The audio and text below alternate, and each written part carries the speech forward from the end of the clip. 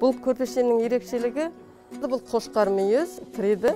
Одан кейінгі ерекшелігі бұл этно оюлар көмкерілген Абай атамыздың нақыл сөздерімен.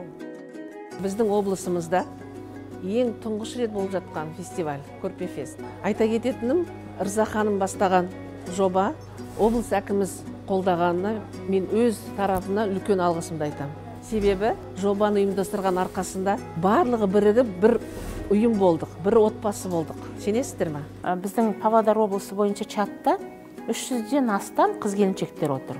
400-ге жақындап қалды деп естідім. 6 жасар қызымыздан бастап 70-тегі апамызға дейін қазір осы кәсіпке келді. Оюды қағазға сызып аламыз, иә? Барлығының айтқан Павлодарда өте қиын болады ғой деді. Ал енді қазір қарап отырсаңыз, Павлодардың қыздар бәрінен де озды. Себебі қазақилықты өте жақсы сақтаған. Елге үлгі болатын 40 жанды қазақ әйелінің болмысын жаңғырту.